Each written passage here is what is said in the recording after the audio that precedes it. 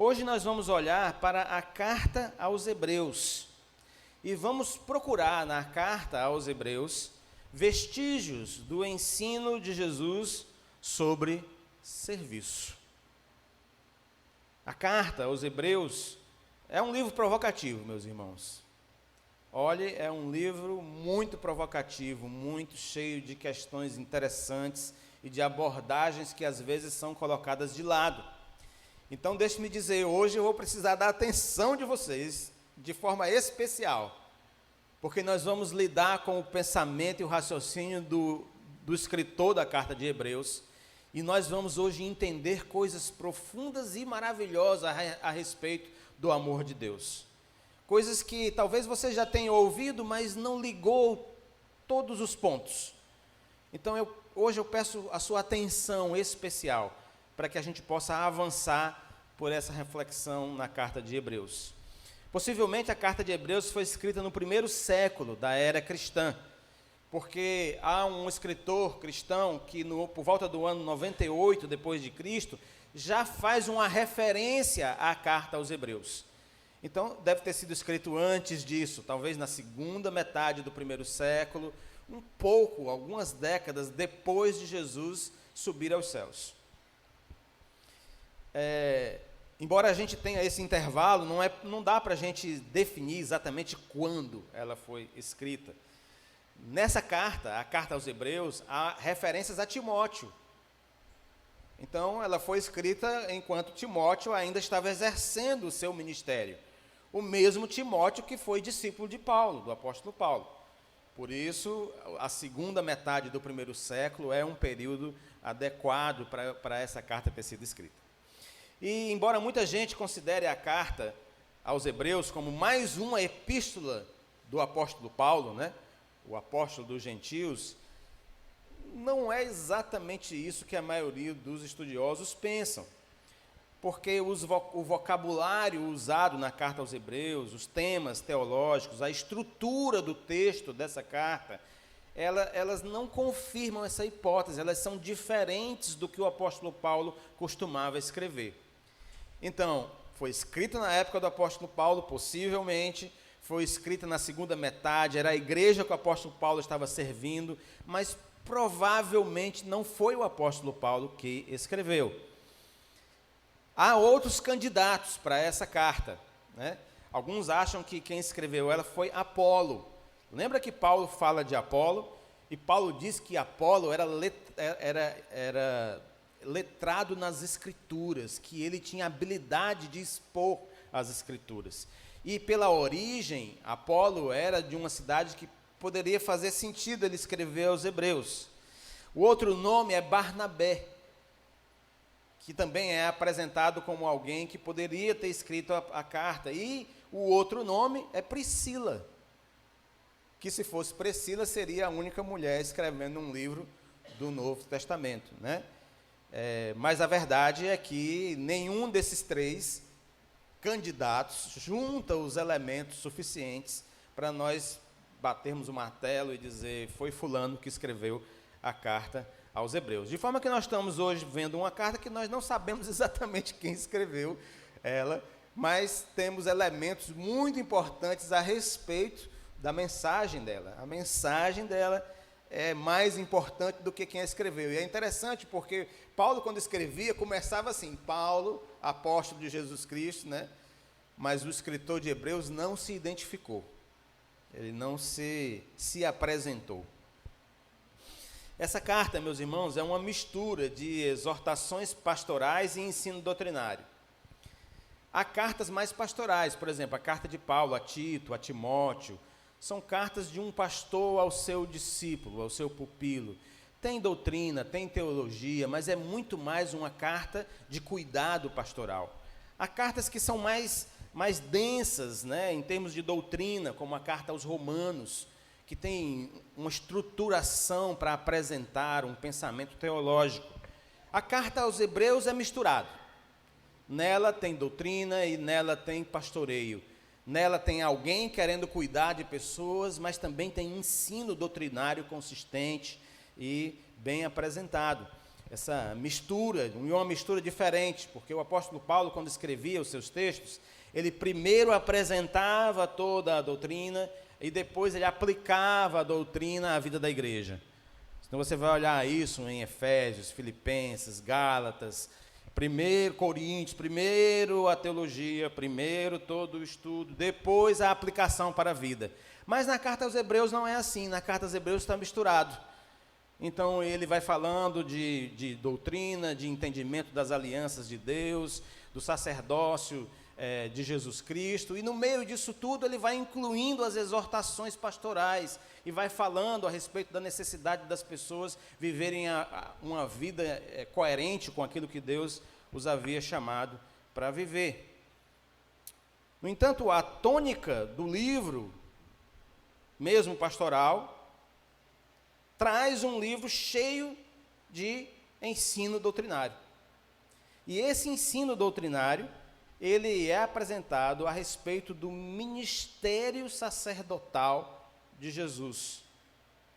O ministério sacerdotal de Jesus é a tônica do livro, da carta aos Hebreus, do começo até o final.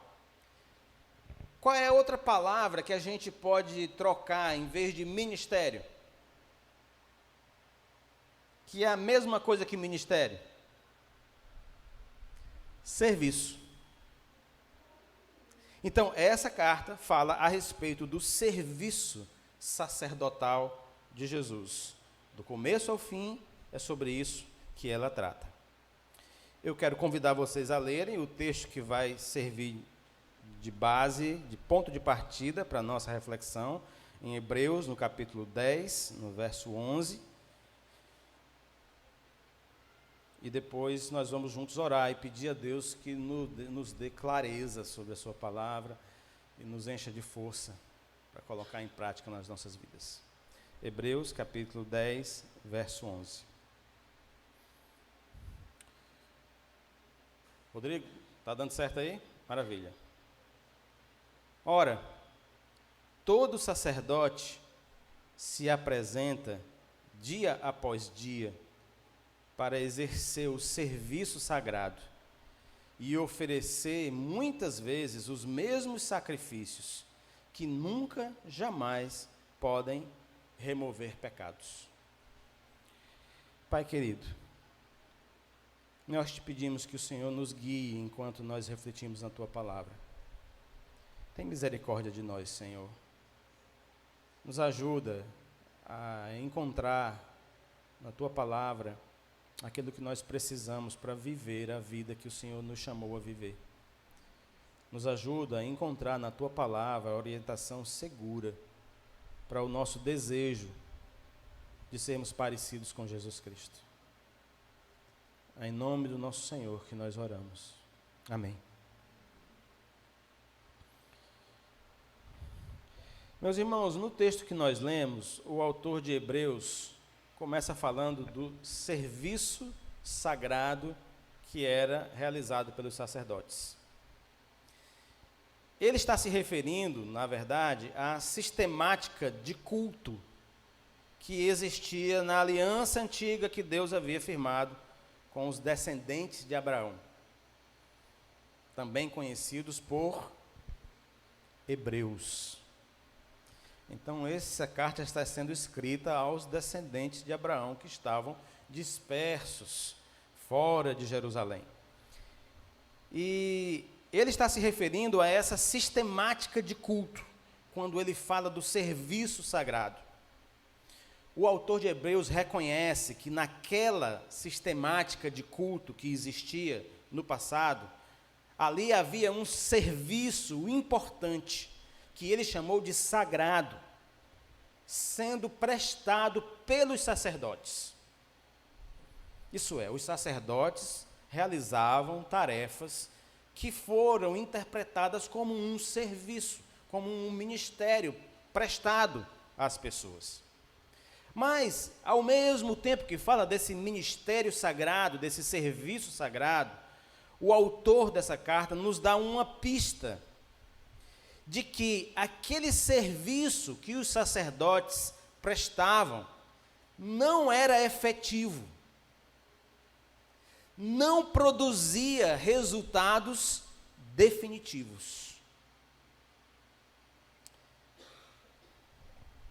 Durante a vida de uma pessoa naquele tempo, no tempo da antiga aliança que Deus fez com os hebreus, era comum que muitas vezes a pessoa comparecesse diante do sacerdote na sua vida. E ela oferecia sacrifícios a Deus pelos pecados que ele cometia. Então Deus instituiu esse sistema. Um sistema de culto através do qual as pessoas iam ao sacerdote e ali ofereciam um sacrifício pelo pecado que haviam cometido. Havia um ritual para isso acontecer. Um ritual elaborado. Um ritual detalhado, através do qual animais eram sacrificados e o sangue deles era aspergido, era espalhado no altar. Aquilo simbolizava que Deus havia perdoado os pecados, de maneira que o preço do pecado, o preço cobrado pelo pecado, que é a vida da pessoa, o salário do pecado é a morte. É isso que diz as Escrituras. Pois o preço cobrado pelo pecado havia ali sido pago, havia sido imputado àquele animalzinho. E em vez de cair ou recair sobre a pessoa, o sacerdote fazia recair sobre o animal, simbolizando assim que Deus havia perdoado e o preço do pecado não seria cobrado da pessoa. Dito com uma palavra bem simples, a pessoa havia sido perdoada. Porque é isso que é perdão. Perdão é quando o preço do pecado não é cobrado da pessoa. Porque o preço do pecado sempre é pago por alguém. Na antiga aliança, o preço do pecado era cobrado desses animais. E esses animais, então, eram sacrificados. Pois bem, agora imaginem esse sistema de culto, onde as pessoas que pecavam iam diante de Deus levar um animal, para o animal ser sacrificado, e o sangue desse animal era, então, espalhado sobre o altar, e aquilo ali significava perdão. Imagine isso acontecendo numa nação inteira. Bom, era preciso uma grande logística para isso acontecer. Não era fácil. E a logística era tão grande que Deus estabeleceu que uma das 12 tribos, descendentes de Jacó e de Israel, uma delas, cuidasse só disso. Essa tribo não teve terras para poder plantar, na divisão das terras, elas não ganharam terras, e essa tribo, uma tribo chamada, são os descendentes de Levi, os chamados levitas, passaram a ser responsáveis sobre toda a logística dessa forma de culto que havia sido estabelecida. Os levitas foram então incumbidos dos serviços sacerdotais. Veja só, aos levitas competia organizar o culto, desde o recebimento dos animais até a limpeza do local, porque vocês lembram que eu falei que o sangue do animal era aspergido no altar.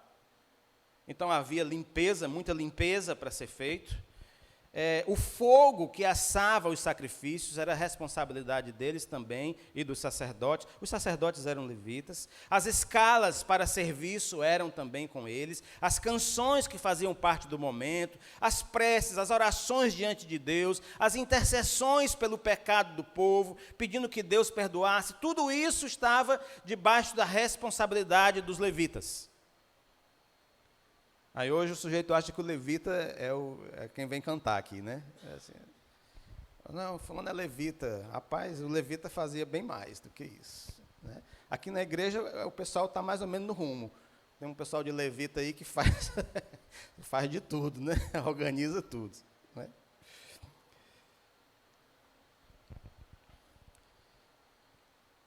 Um pouco antes desse texto que nós lemos, há um outro texto que explica alguns detalhes desse serviço, como é que era esse serviço sacerdotal. Me acompanhe, nós vamos chegar numa coisa muito legal, então preste atenção. Hebreus capítulo 9, de 1 a 7, você vai perceber que esse serviço prestado pelos sacerdotes tinha determinadas características, acontecia de uma determinada forma. Hebreus 9, de 1 a 7. A primeira aliança tinha regras para a adoração. E também um santuário, feito por mãos humanas. Verso 2. De fato, havia um tabernáculo. E a primeira área desse tabernáculo se chamava Lugar Santo. Nesse lugar santo, havia um candeeiro e a mesa com o pão especial que era oferecido a Deus. Atrás da segunda cortina, porque havia uma cortina para entrar, depois o lugar santo, aí outra cortina. Então, atrás da segunda cortina, havia um quarto que era chamado de lugar santíssimo. Nas canções, conhecido também como o Santo dos Santos. Já cantou uma canção que fala Santo dos Santos? Pois é, o Santo dos Santos era esse lugar aqui. No lugar santíssimo, o Santo dos Santos, estavam o altar de ouro para o incenso, a arca da aliança, coberta totalmente de ouro. Nesta arca havia uma urna de ouro contendo o maná, a vara de Arão que floresceu e as tábuas da aliança. Verso 5. Ainda está descrevendo aquele ambiente onde o culto acontecia. Em cima da arca havia 2 querubins. Querubins são anjos. Ao redor dos quais se manifestava a presença de Deus. E eles cobriam com suas asas o lugar onde os pecados eram perdoados. Nós, porém, não podemos falar detalhadamente sobre estas coisas agora. Quem está falando isso é o escritor de Hebreus, tá certo? Então ele está dizendo, olha, não dá para eu entrar em muitos detalhes, por enquanto. Verso 6, estando essas coisas assim dispostas, ele descreveu o local todo, não foi? Aonde estava acontecendo. Os sacerdotes, agora ele vai dizer como é que era o serviço dos sacerdotes ali. Os sacerdotes entram todos os dias, aonde? No lugar santo, para realizar os serviços religiosos. É aquele primeiro local, logo depois da cortina de entrada. No lugar santíssimo, porém, só o sumo sacerdote, somente uma vez por ano. Ele entra com sangue, o qual oferece, tanto por si mesmo, quanto pelos pecados de ignorância do povo. Não tem nada a ver com o que a gente faz hoje, né, gente? Será que não tem? Aparentemente não. A gente olha assim e diz assim, bom, pastor, não estou vendo nenhum animalzinho por aqui, não estou vendo sangue, graças a Deus. Então, eu acho que é bem diferente, né? Meus irmãos, o escritor de Hebreus é direto e claro ao dizer que todos aqueles sacerdotes daquela época, que vocês sabem que os sacerdotes eles vestiam uma roupa toda paramentada, né? Aliás, muitos sacerdotes de hoje também gostam de roupas bem paramentadas, cheias de, né, coisinha, alguma coisa para, né, ficar destacando. O escritor de Hebreus está dizendo que aqueles sacerdotes paramentados, as cortinas multicoloridas, porque as cortinas eram coloridas, os muitos animais sacrificados, os artefatos de fé que ele acabou de descrever, artefatos que lembravam a ação de Deus, as músicas, as orações feitas, nada daquilo é capaz de remover os pecados de uma pessoa. Nada. Não há poder nessas coisas para remover o pecado do ser humano. E tanto isso é verdade, que os sacrifícios, diz o autor de Hebreus, se repetiam ano após ano. A mesma pessoa ia lá de novo, de novo, e de novo, e de novo. Um após outro, num loop sem fim. E mesmo se as pessoas ali envolvidas no culto, na elaboração do culto, mesmo se elas gastassem a vida delas cuidando de cada detalhe, fazendo com que tudo fosse perfeito, mesmo que eles consumissem as energias dele com atenção e dedicação para cada detalhe, nada daquilo poderia tirar o pecado de ninguém.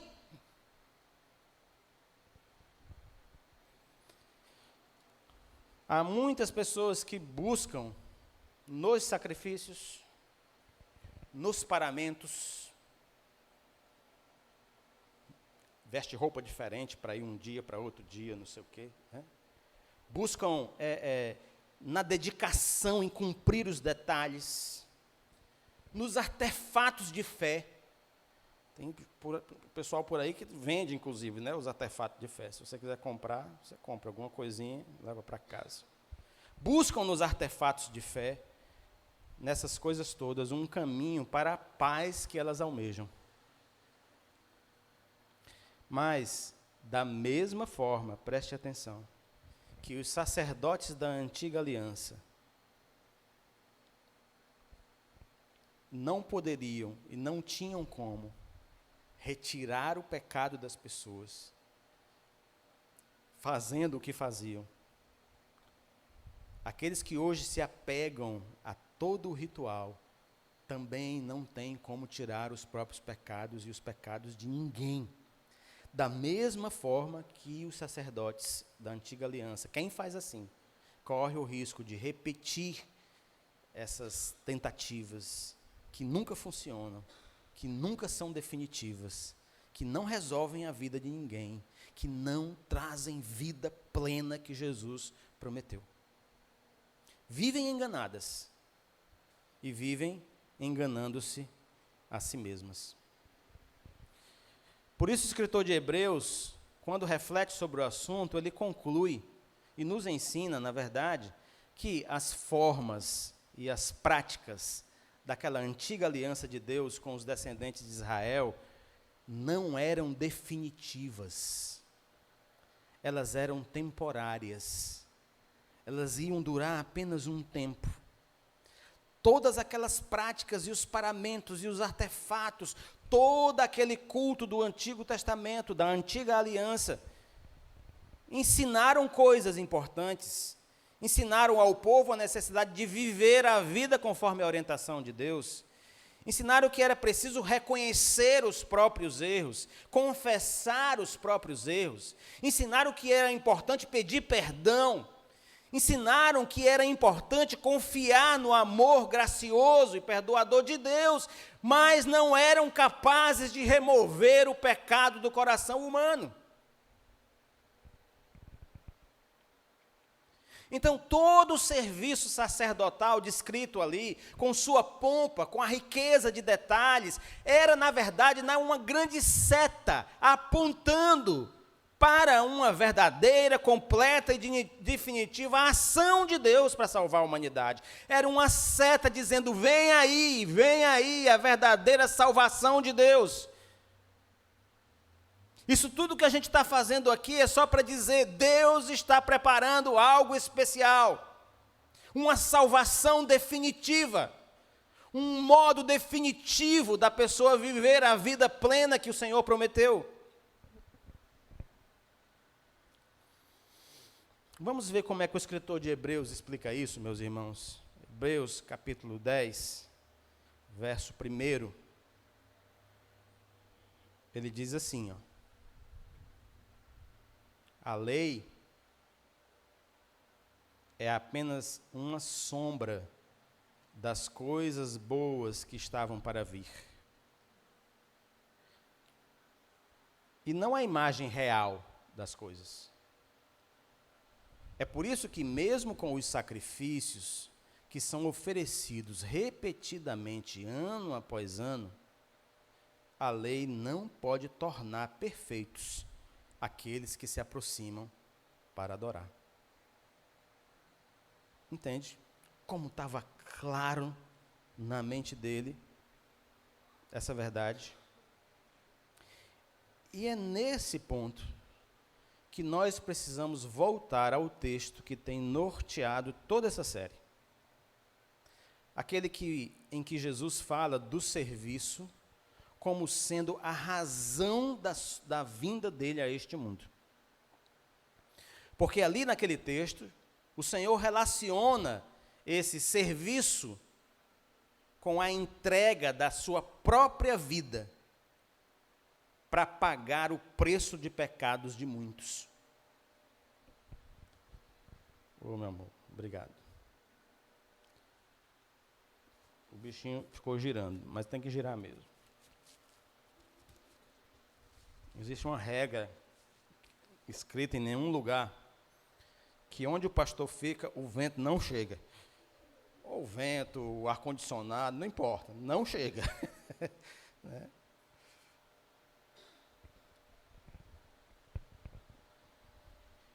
Quando o Senhor fala da missão dele, que ele disse que veio para servir, o Senhor está fazendo uma ponte entre o ministério dele, o ministério do Senhor, e o serviço prestado pelos sacerdotes. Preste atenção. Quando o Senhor diz, eu vim para servir e dar a minha vida em resgate de muitos, quando ele fala em dar a vida significa fazer um sacrifício. O Senhor Jesus está dizendo, eu vim entregar a minha vida em sacrifício pelo pecado de muitos. Isso tem a ver com o serviço dos sacerdotes, porque os sacerdotes faziam isso, mas eles não entregavam a vida deles, entregavam a vida do animalzinho. Mas o Senhor, fazendo um paralelo com o serviço dos sacerdotes, diz que o serviço que ele veio prestar foi entregar a sua própria vida.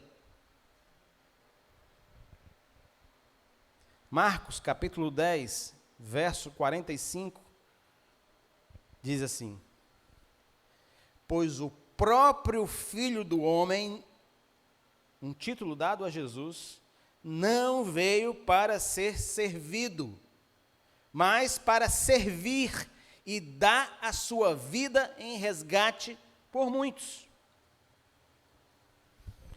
Entenda que Jesus está ligando uma coisa com a outra? Havia um serviço sacerdotal que era prestado lá na antiga aliança, e aquele serviço, o escritor de Hebreus diz, não tinha eficácia. Não tirava pecado de ninguém. E Jesus está dizendo assim, eu vim prestar um serviço também.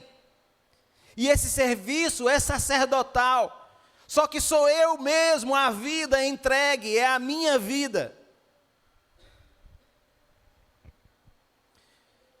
O escritor de Hebreus, ele ecoa essas palavras de Jesus, meus irmãos, e ele anuncia com clareza que Cristo veio a este mundo prestar um serviço que se parece com o serviço dos sacerdotes, mas que é infinitamente superior ao serviço que eles prestavam.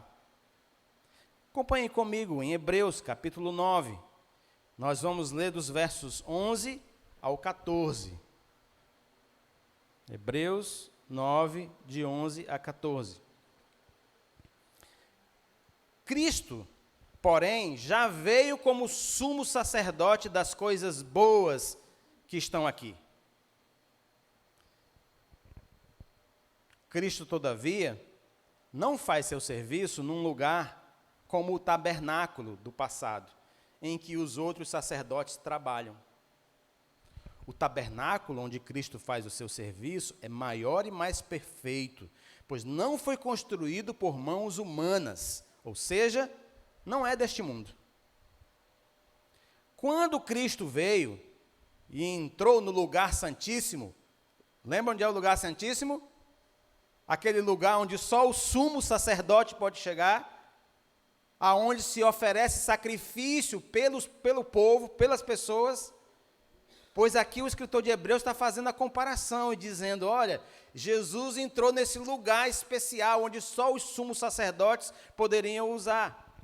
Quando Cristo veio e entrou no lugar santíssimo, fez isso de uma vez por todas. O sacerdote não entrava anualmente naquele local, mas Cristo só fez uma vez, foi suficiente, de uma vez só. Preste atenção, ele não usou o sangue de bodes e de bezerros, porque o sacerdote da antiga aliança fazia isso. Ele ia lá com o sangue dos animais para colocar, oferecer diante de Deus e pedir perdão pelo pecado do povo. Mas o Senhor Jesus não usou o sangue de bodes e de bezerros, mas sim o seu próprio sangue. E com ele comprou a nossa salvação eterna. Aleluia, Senhor, louvado seja o teu nome. Louvado seja o teu nome. Verso 13, o sangue de bodes e de touros e a cinza da novilha eram espalhados sobre as pessoas impuras e as purificavam em seu exterior. Veja o que o escritor de Hebreus está dizendo. O sangue de Cristo, porém, purificará as nossas consciências das manchas causadas pelos atos que nos conduzem à morte, pelo pecado, as manchas do pecado. Desta forma, poderemos fazer o quê? Servir ao Deus vivo. Pois foi o próprio Cristo que se ofereceu a si mesmo como sacrifício perfeito a Deus por meio do Espírito eterno.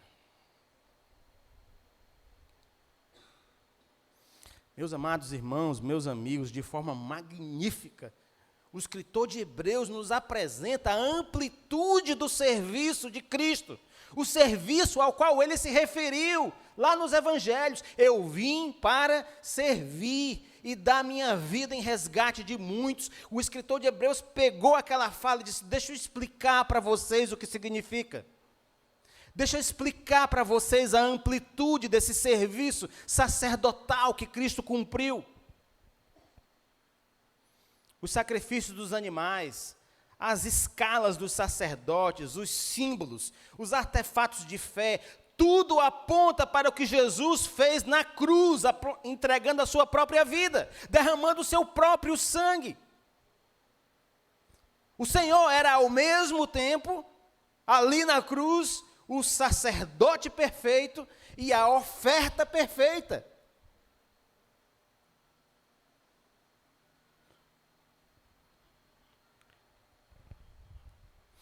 No verso 14, do texto que nós lemos agora, nós vemos algo que nos interessa muito, né, em relação a essa série de mensagens. O texto diz, verso 14,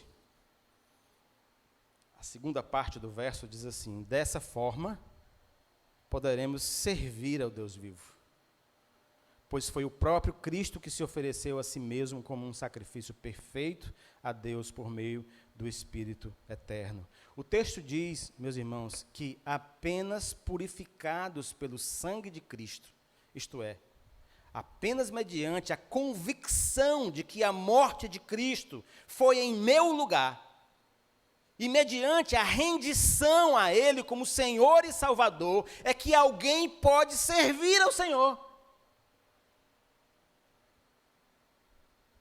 Mediante tudo isso, diz o escritor de Hebreus, agora sim nós podemos servir. Há razões para servir.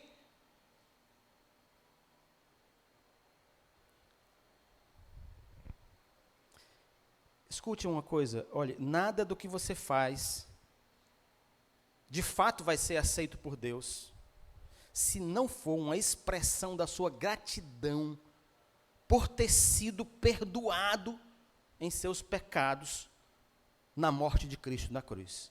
Eu vou dizer de novo, preste atenção, olha, nada do que você faz para Deus, para a igreja, para as pessoas, nada é aceito por Deus se não for uma expressão da sua gratidão diante da sua convicção de que foi perdoado. Mediante a morte de Cristo na cruz.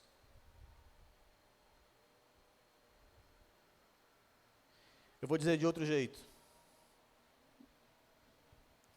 Sem reconhecer o sacrifício perfeito de Cristo na cruz, o seu serviço, por mais importante que seja, é como girar em círculo sem sair do lugar. Não lhe leva a nenhuma parte.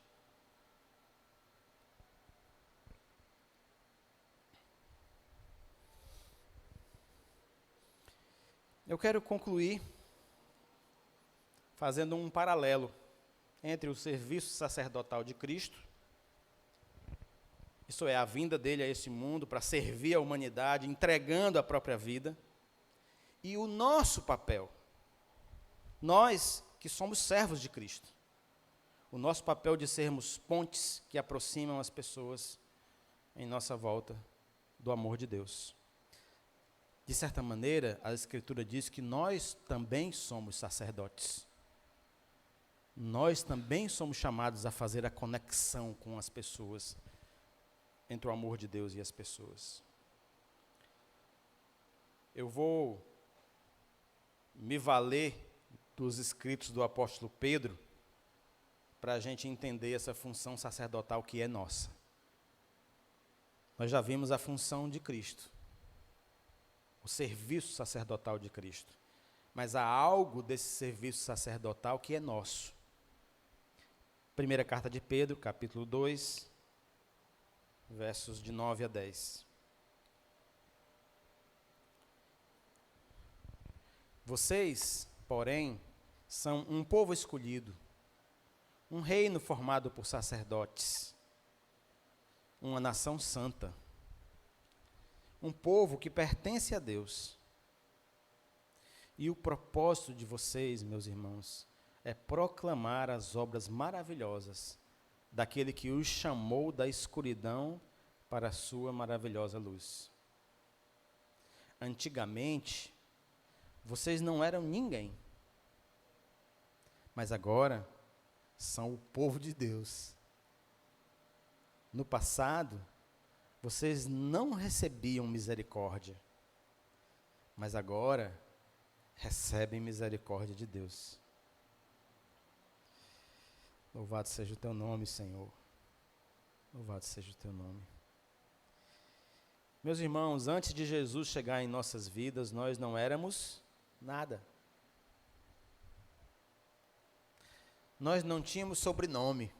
Eu tinha, pastor. Não tinha não. Não o sobrenome que valesse a pena. O sobrenome do Senhor. Ninguém se interessava por nós de forma legítima, profunda e verdadeira. Nós não sabíamos antes de Jesus o que era amar de verdade. Nós não queríamos saber nada de perdão antes de Jesus. Nós não entendíamos antes de Cristo o que significa misericórdia. E nós vivíamos para nós mesmos. Antigamente era assim.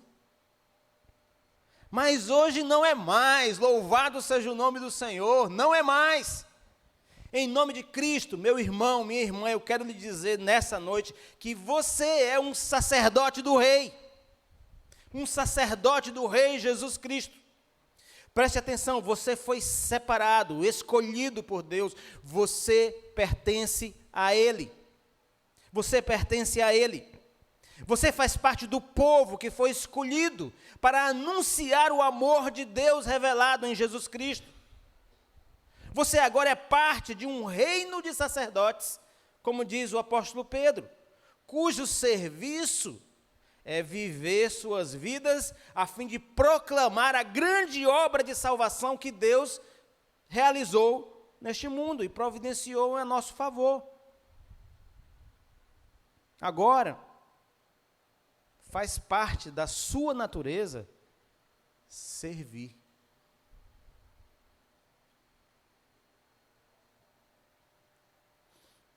E assim como Jesus veio para servir, entregando a sua vida em resgate de muitos, você é chamado a viver como Ele. Não para si mesmo, mas em benefício das outras pessoas. Meu irmão, minha irmã, o Senhor resgatou você para que você abrace esse serviço sacerdotal que Ele abraçou. Para que você deixe de viver para si mesmo. Coloque tudo o que tem e que é a serviço daqueles que o Senhor amou. E Ele fez isso a ponto de entregar a sua própria vida.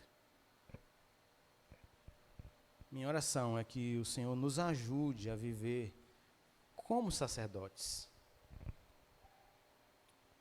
A ser como pontes que aproximam, conexões que ligam, canais por onde o amor de Deus vai alcançar muitas vidas. E é apenas ligado com aquele que é o sumo sacerdote, aquele que intercede por nós diante do Pai, que isso vai ser possível nas nossas vidas. Vamos orar juntos? Pai querido, Deus de bondade, nós te agradecemos pela tua palavra, Senhor. Te pedimos que o Senhor nos ajude a aplicá-la de forma relevante em nossas vidas, Senhor. Eu te peço, Senhor, em nome de Cristo Jesus, que qualquer apego que eu e meus irmãos têm, que não seja a cruz de Cristo, qualquer coisa que nos fixe a atenção e que nos roube, Senhor Deus, que não seja a cruz de Cristo, eu te peço em nome do Senhor Jesus, retira de nós, Senhor. Retira de nós, Senhor. Não nos deixes dispersos e distraídos, Senhor. Mas eu te peço em nome do Senhor, que nós possamos abraçar a cruz do Senhor, a morte dele por nós. De maneira que assim, Pai, nós também possamos anunciar esse amor maravilhoso em nossas vidas, Pai Santo. Obrigado, porque o Senhor Jesus tomou a iniciativa, Senhor, de demonstrar o teu amor por nós, entregando a própria vida em nosso lugar. Não há palavras para explicar a nossa gratidão, Senhor. Nós te pedimos apenas que isso tudo se transforme, nos transforme em pessoas dispostas a te servir e a ser parecidas com aquele que nos salvou, o nosso Senhor Jesus Cristo. É em nome dele que nós oramos. Amém.